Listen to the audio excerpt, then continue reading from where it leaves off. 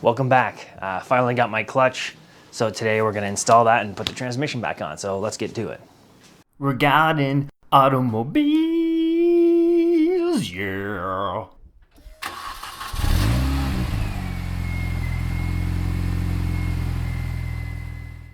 Now the next segment's not going to be up to the same video or audio standards that you're used to.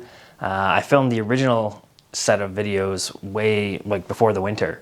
And I may, in the meantime, have overwritten the files or all the footage. So I do sometimes keep a secondary sort of action cam just pointed at everything as a backup. So I'll show you some of that. But I did lose all the footage of me actually replacing all the bushings on, or most of the bushings on the transmission, so you won't see that. I'll just do a quick overview. Anyway, let's get to it. First thing I need to do was get the rear main seal in, which was fairly straightforward. Just sort of carefully put it in and tapped it in with a soft mallet. Okay, that's the rear main seal in.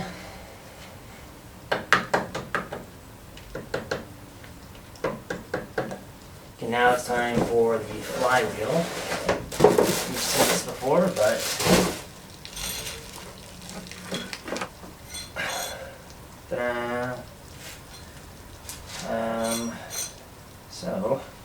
oh, that's right. So they're not symmetric. The bolt holes. So I need to get it on there, rotate it until the holes all line up, and I can bolt it on.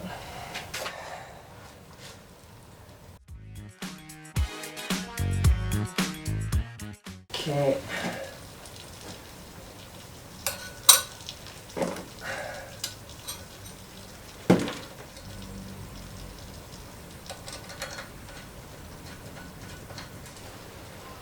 So yeah, the nice thing about this clutch, or this flywheel, other than it being light, is that it has this surface on it that's removable. So when I do go to eventually change the clutch, who knows if I have lots more power or something anymore, if I just burn out the one I have, I don't need to replace the flywheel, I can just replace the surface. And it's made by ClutchMasters, they've been around for a while, so I assume I'll be able to get something for it. Okay, saying Cooper S and 66 foot-pounds. Seems low for that type of product, that type of part, but I'll check the book. Okay, it is 66 pounds-foot, so, and I'll just do them in a star pattern. Is this gonna spin? Yes, it is.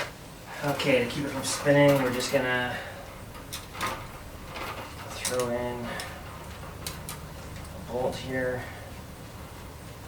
and some of this plumber strapping, I don't know what to call it. Okay, make sure 66, yeah.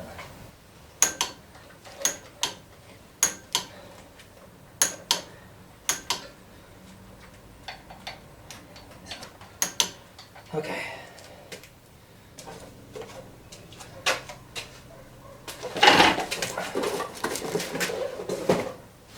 Now I just have to figure out which, gearbox side. Nice, okay.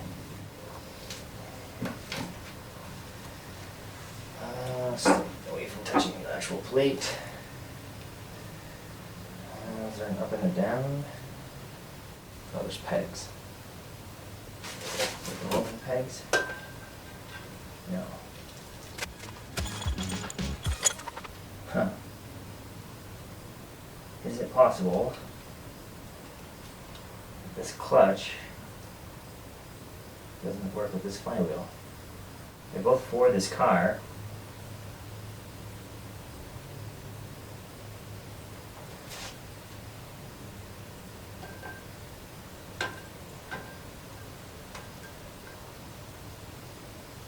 But these pegs on the flywheel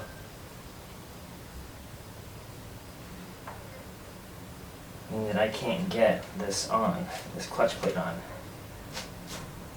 I don't. Would they really make you use a ClutchMasters clutch?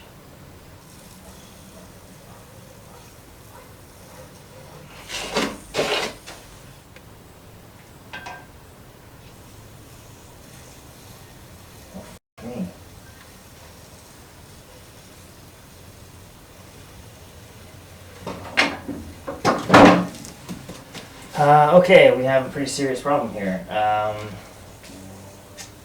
This Vallejo clutch needs its own flywheel.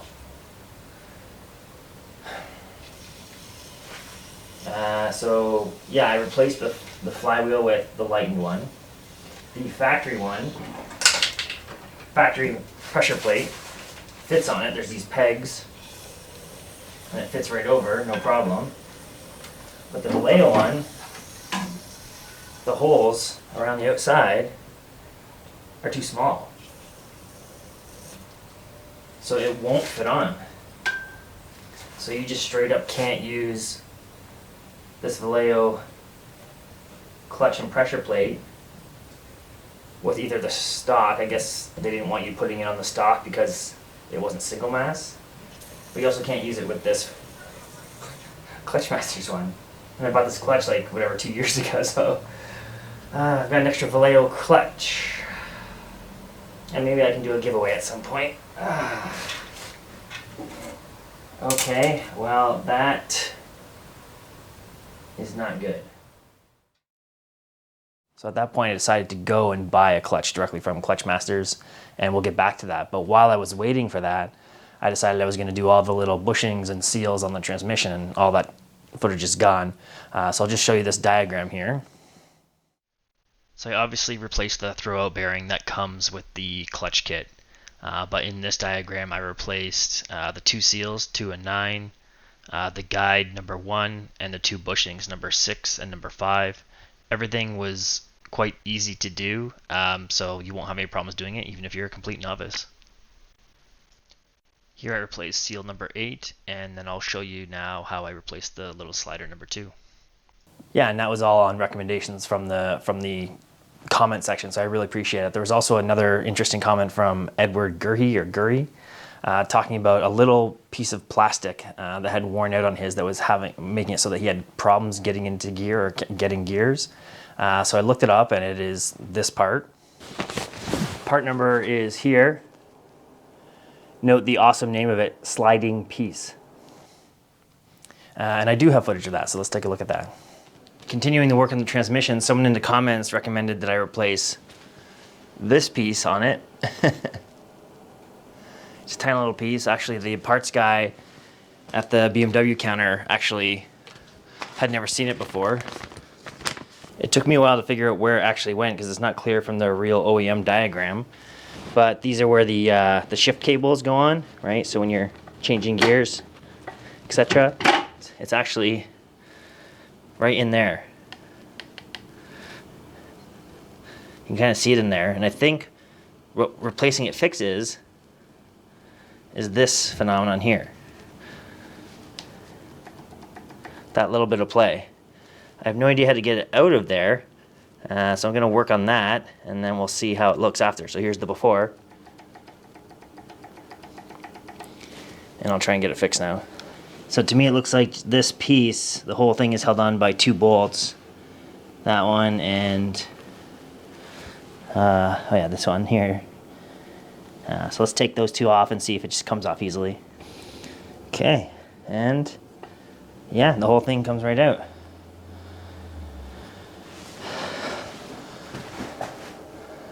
Okay, so that's what it looks like on the actual piece. I think I just slide it off. Yep, just slides right off. And it wouldn't be one of my videos unless, of course, I show you all the tiny differences this is making. 7.91, old one, and 8.9, almost 9 millimeters on the new one. Will it make a difference? We're about to find out. Okay, here it is after. Slider back in the sliding channel, and no play at all now. So I'm assuming that's just going to give me more precise shifting and make the shifter just feel a bit better. So thanks for the suggestion from the comments. Keep them coming. And now, because it's the present, I can show you that the new clutch has arrived.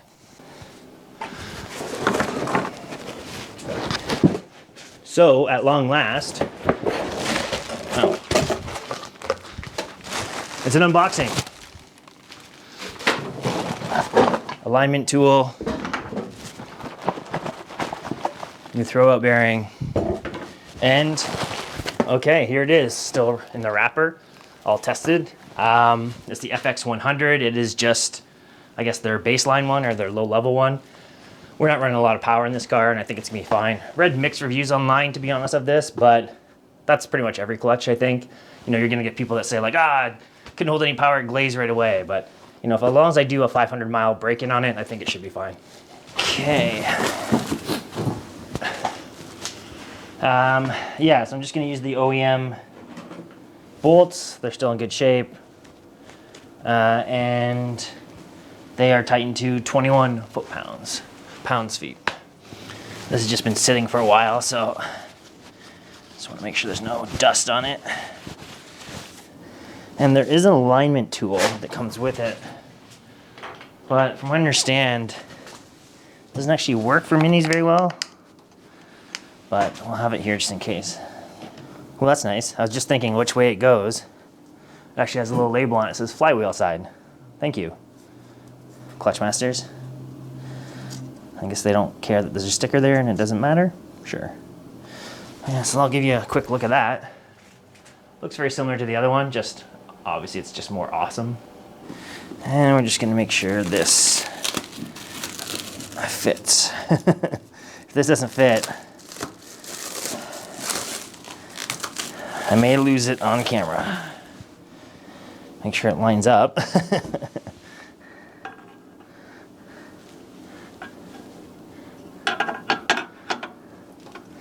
And the holes are right.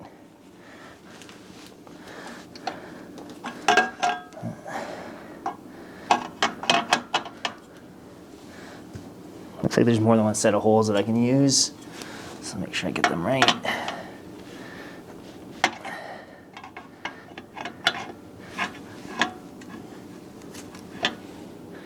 That does not look correct.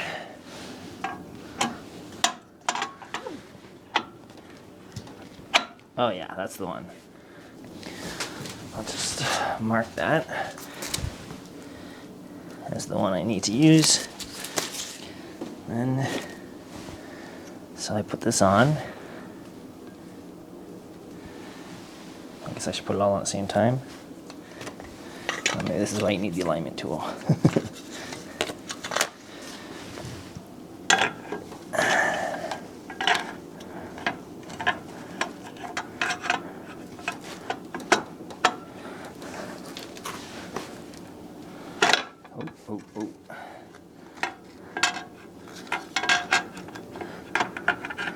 I guess I should actually use my alignment marks that I put.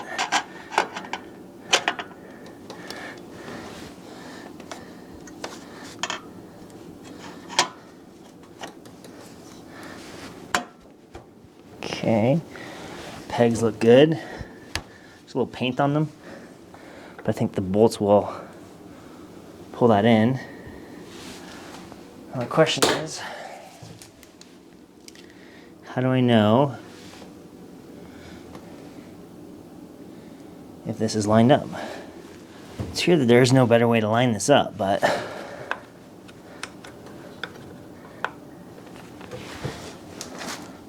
when I watched the Mod Mini video, he just sort of did it by feel. But I am not him. Basically, I'm just trying to make sure that it's lined up before I tighten the screws. I mean, it looks very centered. This is one I definitely do not want to mess up. Okay. Yeah.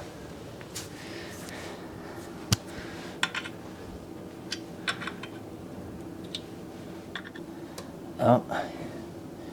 Yeah, that's gonna be a problem, isn't it?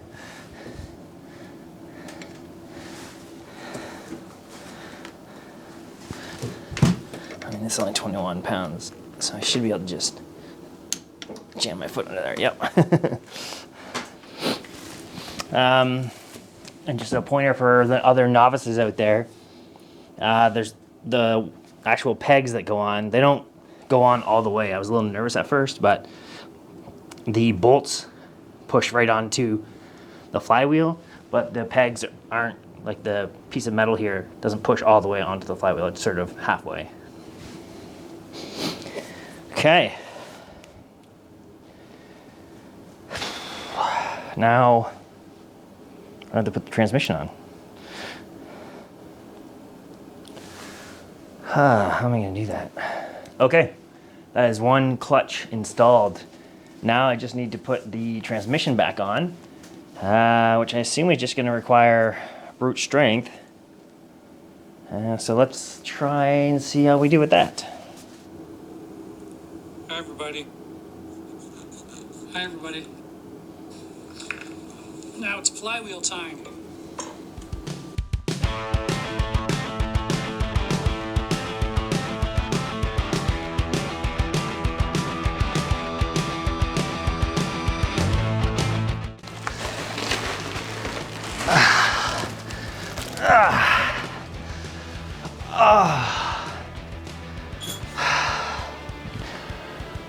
It's so close, but I don't want to break anything, so I think I'm gonna have to get a second pair of hands here. Okay, I'm gonna give it one more try and then I'll wait for help.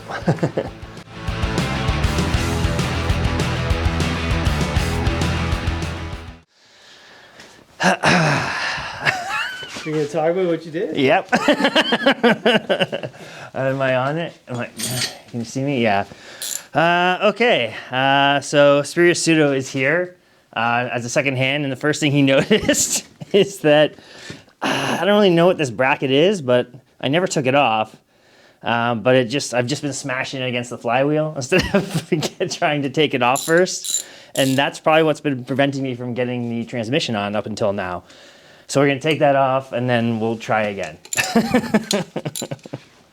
So these two 10 mil bolts had cost me an hour of time yesterday and possibly a hernia.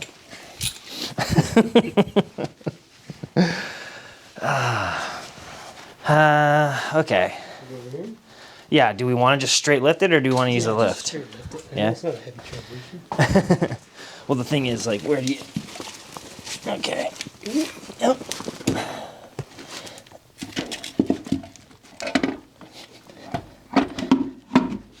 Just like that, Phil. Oh my God. You have a bullet. I'll hold it.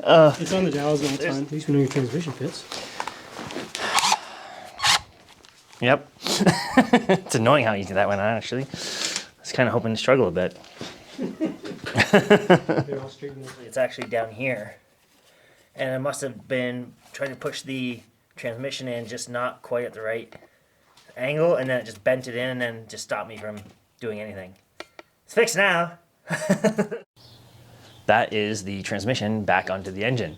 As you can see, once you knew what you were doing, it only took 2 seconds. So big thanks to Superior Pseudo. You can go check out his channel in the description below. He's working on a BMW 2002, just doing some restoration on it. As for me, the next time you see me, I'll probably be putting this engine, or trying to put the engine transmission back into the car. In the meantime, I'm just gonna do a few things like replace the engine mount, get the horn back on, thermostat reattached, just little silicone hoses, everything I need to get sort of prepped, and then I'll start putting the engine back in, and then hopefully we can get it running for sometime in early May. That would be the goal right now. I know I say that every summer, but this time for sure. So I appreciate you watching, and I'll see you next time.